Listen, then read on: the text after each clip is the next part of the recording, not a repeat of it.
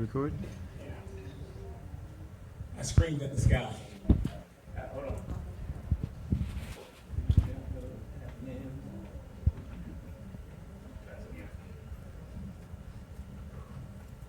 I screamed at the sky because I was frustrated, that's why.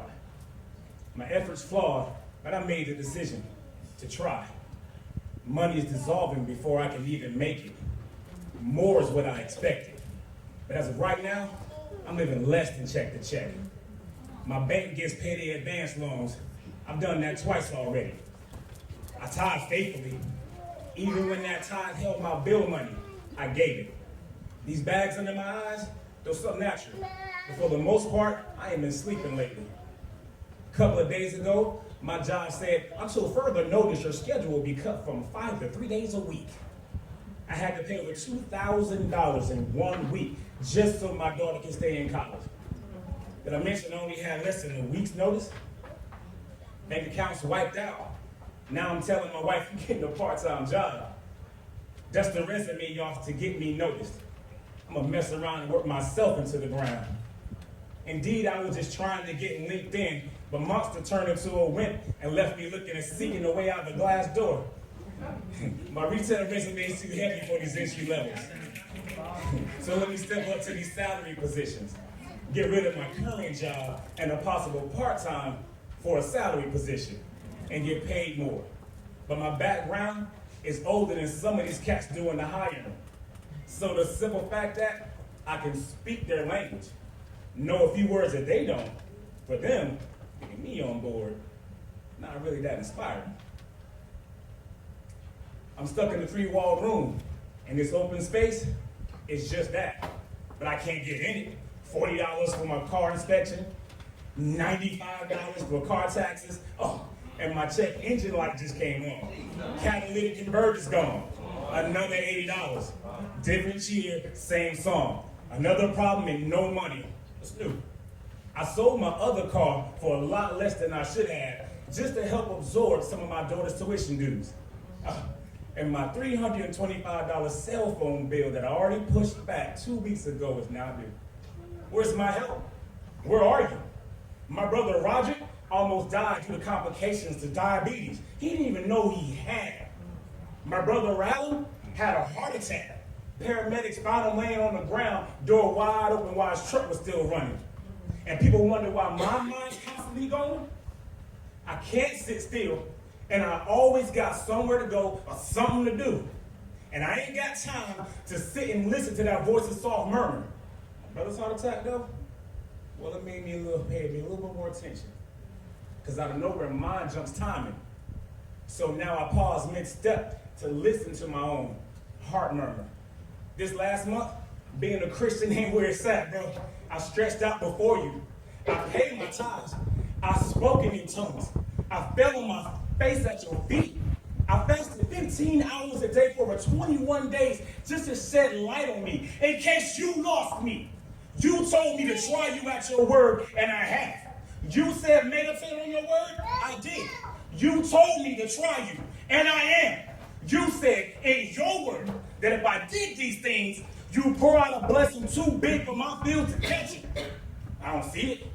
Where is it? You said that. You said that you were not a man that you should lie, and that you never leave or forsake me. Then why have I been having thoughts of suicide? I need you, and I need you now.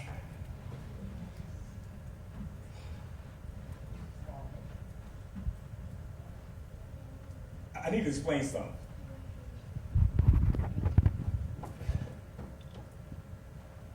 That whole thing I just did happened right there in the parking lot.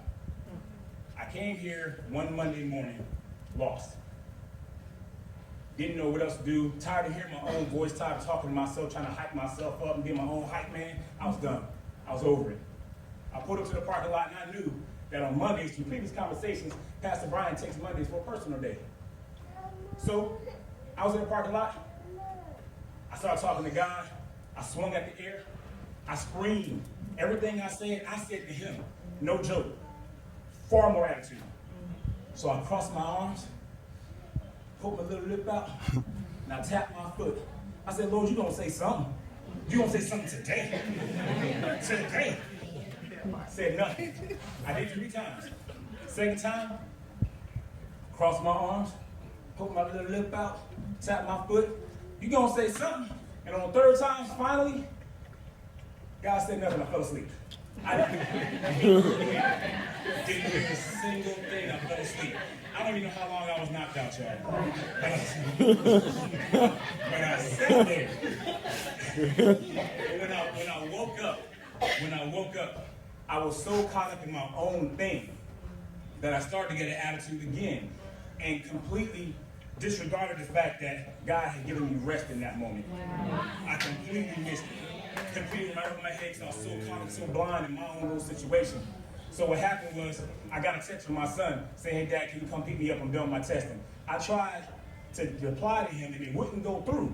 But right there, I got an email. Well, correct me if I'm wrong, but it takes less signal to get a text message out than it does to get an email in. Wow. So I couldn't, and I tried a couple times and it wouldn't go through. So I ain't gonna lie, I typically don't read a lot of my emails. So I pulled my email up, I looked at it, someone's edging me to look at it, I looked at it, it was a Bible verse of the day, and it was Philippians 2:12. Therefore, my dear ones, as you have always obeyed my suggestions, so now, not only with the enthusiasm you should show in my presence, but much more because I am absent. Work out, cultivate, carry out to the goal, and fully complete your own salvation with reverence and awe and trembling, self-distrust with serious caution, tenderness of conscience, watchfulness against temptation, timidly shrinking from whatever might offend God and discredit the name of Christ.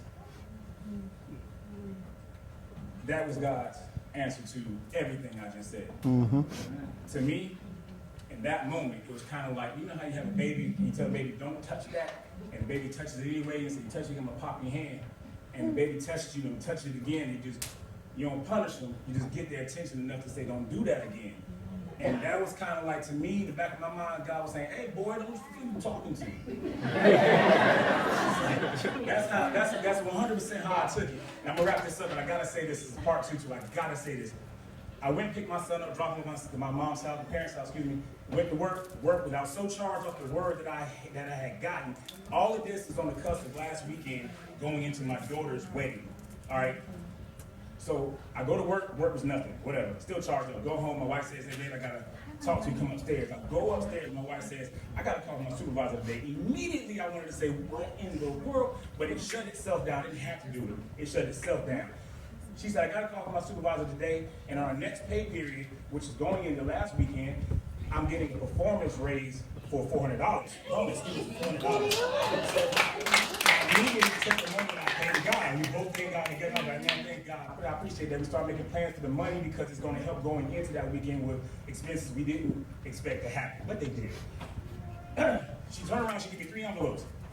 I opened the first one, I'm like, what is this? I read it, I ain't paying that much attention, I'm kind of doing the bed. I was already kind of leaning on the bed, halfway laying on the bed. I opened the second one I paid a little bit more attention to, and I'm reading, I'm like, something about dates and accounts, and I don't know nothing about this stuff. I'm like, so I'm not paying attention to my wife's face. So I grabbed the third envelope. The third envelope had a check over $1,900. So the kicker is that God was so gracious enough to give me more than I gave out.